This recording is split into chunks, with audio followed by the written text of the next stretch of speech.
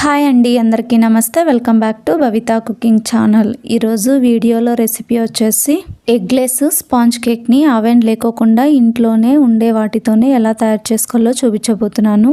ఇంట్లో ఉండే సింపుల్ ఇంగ్రీడియంట్స్తోనే మనము కేక్ని ఎలా తయారు చేసుకోవాలో చూపించబోతున్నాను.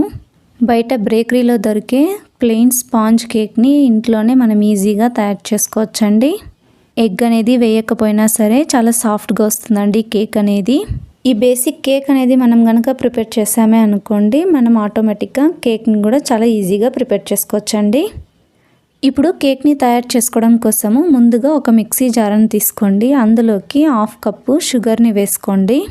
నెక్స్ట్ ఇందులోకి 1/2 కప్పు దాకా ఆయిల్ని వేసుకోండి. ఆయిల్ అనేది ఫ్లేవర్లెస్ ఆయిల్ని వాడుకోవాలండి.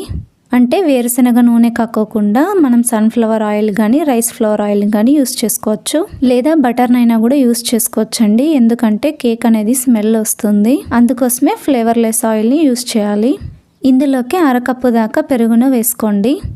పుల్లటి పెరుగును వేసుకోకూడదండి, ఫ్రెష్ పెరుగునే వేసుకోండి. నేను ఎగ్లెస్ కేక్ని చేసుకుంటున్నాను కాబట్టి పెరుగును వాడుతున్నానండి. మీరు కావాలంటే పెరుగు ప్లేస్లో ఎగ్స్నైనా యూస్ చేసుకోవచ్చు. ఎగ్స్ అయితే 2 ఎగ్స్ అయితే సరిపోతాయి. ఇందులోకి ఫ్లేవర్ కోసము 2 యాలకుల్ని వేసుకోండి. పైనున్న పొట్టును తీసేసి వేసుకోండి. లేదా మీ దగ్గర వెనిలా ఎసెన్స్ కానీ పైనాపిల్ ఎసెన్స్ కానీ ఉంటే వాటిని కూడా యూస్ చేసుకోవచ్చండి. మనం ఇందులో ఎగ్ వేసుకోవట్లేదు కాబట్టి ఏది వేసుకున్నా సరిపోతుంది. ఎగ్ వేసుకుంటే మాత్రం కంపల్సరీ పైనాపిల్ అయినా లేదా వెనిలా ఎసెన్స్ కంపల్సరీ వేసుకోవాలి, లేదంటే ఎగ్ అనేది స్మెల్ వస్తుంది. మనం ఇక్కడ ఎగ్స్ని యూస్ చేయట్లేదు కాబట్టి మనము వేసుకున్నా పర్వాలేదు, వేసుకోకపోయినా పర్వాలేదండి. ఇలా అన్నిటిని వేసుకున్న తర్వాత ఇప్పుడు మూత పెట్టేసి ఇలా మెత్తగా అయ్యేంతవరకు గ్రైండ్ చేసుకోండి. చూడండి, ఇక్కడ ఈ విధంగా స్మూత్గా అయ్యేంతవరకు ఇలా బ్లెండ్ చేసుకోవాలి. ఇలా స్మూత్గా అయ్యేంతవరకు బ్లెండ్ చేసుకున్న ఈ మిశ్రమాన్ని ఇప్పుడు ఒక బౌల్ తీసుకొని బౌల్లోకి వేసుకోండి. మిక్సీ జార్లో మిగిలినది మొత్తం ఇలా చెత్త అనుకోండి. ఇలా ఈ మిశ్రమాన్ని మొత్తం బౌల్లోకి వేసుకోండి. ఈ గిన్నె మీదకు ఒక జల్లెడని పెట్టుకోండి. ఈ జల్లెడలోకి 1 కప్పు మైదా పిండిని వేసుకోండి. మీరు మైదా పిండి ప్లేస్లో గోధుమ పిండినైనా కూడా యూస్ చేయొచ్చండి. ఇందులోకి 1 టీ స్పూన్ దాకా బేకింగ్ సోడాని వేసుకోండి. అలాగే 1/2 టీ స్పూన్ దాకా వంట సోడాని కూడా వేసుకోండి. బేకింగ్ సోడా కనుక లేకపోతే ఈనోనైనా యూస్ చేయొచ్చండి.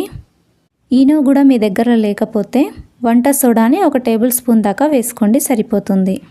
ఇప్పుడు ఈ పిండిని మొత్తం ఇలా జల్లించుకోండి. ఇలా పిండిని మొత్తం బాగా జల్లించేయండి. ఇందులో గడ్డలు కనుక ఉంటే పక్కకు తీసేసేయండి.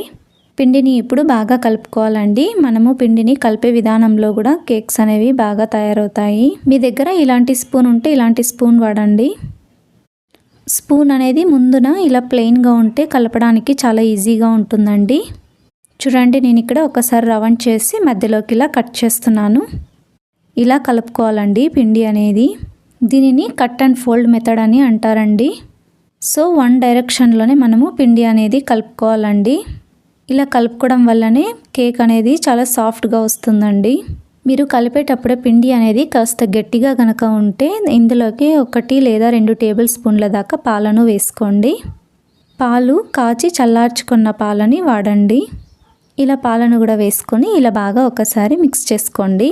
సేమ్ అదే మెథడ్లోనే మిక్స్ చేసుకోవాలండి. ఇలా రౌండ్ చేసి మధ్యలో కట్ చేసుకోవాలి. ఇలా కలుపుకోవాలండి కేక్కి పిండి అనేది.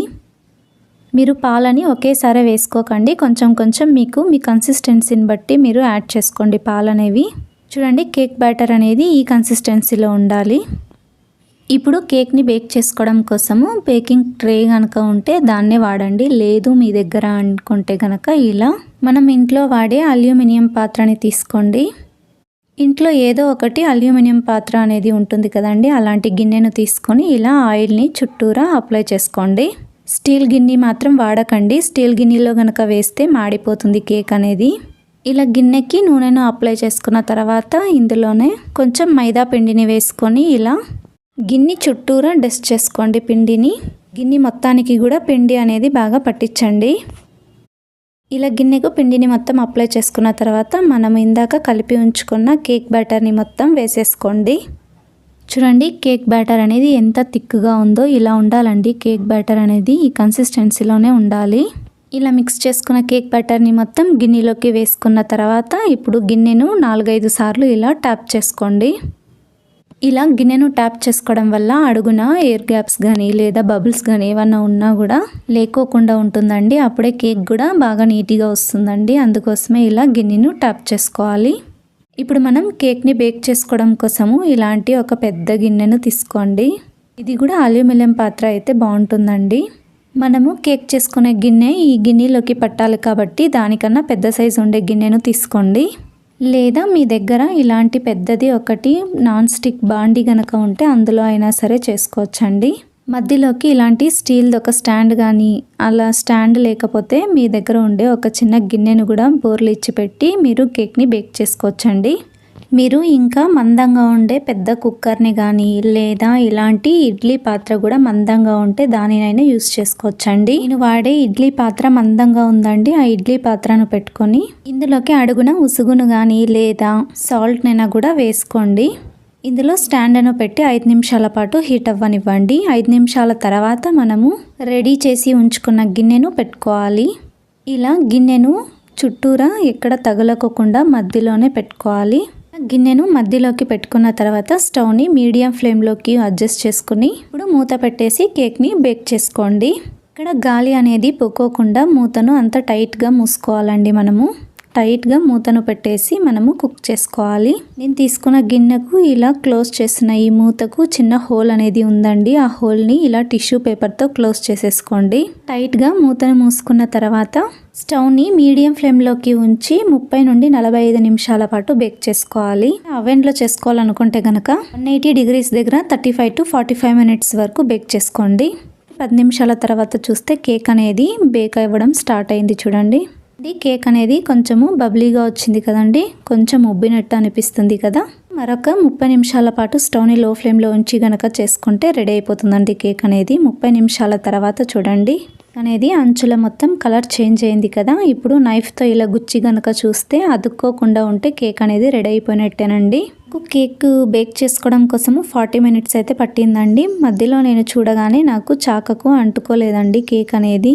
అలా అంటుకోకుండా ఉంటే మొత్తం కేక్ అనేది రెడీ అయిపోయినట్టేనండి. తీసుకునే క్వాంటిటీని బట్టి అలాగే మీరు పెట్టుకునే మంటను బట్టి కేక్ అనేది కుక్ అవుతుందండి. అంతా టైం తీసుకుంటుందండి. తీసుకున్న క్వాంటిటీకి నేను పెట్టుకున్న మంటకు నాకు 40 నిమిషాల్లో కుక్ అయిపోయిందండి కేక్ అనేది. నైఫ్కి అంటుకోకుండా ఉంటే అప్పుడు కేక్ అనేది కుక్ అయినట్టేనండి. వెంటనే స్టవ్ ఆఫ్ చేసి బయటికి తీసేసుకోండి. ఇప్పుడు కేక్ని పూర్తిగా చల్లగా అయ్యేంత వరకు వదిలేయండి. గిన్నెను అందులోనే అలాగే వదిలేయకూడదండి, ఎందుకంటే గిన్నె అనేది వేడిగా ఉంటుంది కదండి. ఆ వేడికి కూడా కేక్ అనేది అడుగున మాడిపోతుందండి. కలర్ అనేది ఎక్కువగా వచ్చేస్తుంది. తినేటప్పుడు కూడా స్మెల్ వస్తుందండి. అందుకే మనము తొందరగా తీసేసుకోవాలి బయటికి తీసిన తర్వాత నైఫ్తో ఒకసారి ఇలా చుట్టూ రానిన తర్వాత ఒక ప్లేట్ పెట్టేసి గిన్నెను ఇలా బోర్లు ఇచ్చేస్తే సరిపోతుంది. చూడండి, కేక్ అనేది ఎంతో ఈజీగా వచ్చేసిందో, అస్సలు గిన్నెకు అతుక్కోకుండా వచ్చేసింది కదండి కేక్ అనేది. చూడండి, బేసిక్ కేక్ అనేది రెడీ అయిపోయింది. ఇలా సింపుల్గా చాలా ఈజీగా ఇంట్లో ఉండే వాటితోనే ఇలా చాలా తొందరగా చేసేసుకోవచ్చండి. ఇప్పుడు నైఫ్ తీసుకొని మీకు నచ్చినట్టుగా మీకు నచ్చిన షేప్స్లో మీరు పీసెస్గా కట్ చేసుకోండి. చూడండి, కేక్ అనేది ఎంత సాఫ్ట్గా స్పాంజీగా వచ్చిందో. మీరు ఇంకా ఈ కేక్ మీదకు మీరు విప్పింగ్ క్రీమ్ కానీ లేదా చాక్లెట్ సిరప్ కానీ ఇలాంటివి ఉంటే కనుక మీరు వేసుకొని కూడా సర్వ్ చేసుకోవచ్చండి. బేసిక్ కేక్ కనుక తయారు చేసుకోవడం మీరు నేర్చుకుంటే కనుక ఒక్కసారి మనం ట్రై చేసామంటే ఇలాంటి బేసిక్ కేక్తోనే ఎన్నో రకాల కేక్స్ని మనము బర్త్డేకి కానీ లేదా చిన్న చిన్న పార్టీకి కూడా మనం ఇంట్లోనే కేక్స్ని ప్రిపేర్ చేసుకోవచ్చండి. చూసారు కదండి, ఇంట్లో ఉండే వాటితోనే ఎంతో ఈజీగా కేక్ని ప్రిపేర్ చేసుకోవచ్చు. ఇది కూడా తప్పకుండా ట్రై చేయండి. మీకు ఎలా వచ్చిందో నాకు కింద కామెంట్ సెక్షన్లో కామెంట్ చేయండి. అలాగే మీకు ఈ వీడియో కనుక నచ్చినట్టయితే లైక్ చేయండి, సబ్స్క్రైబ్ చేయండి, మీ ఫ్రెండ్స్కి రిలేటివ్స్కి షేర్ చేయండి. Thank you for watching video.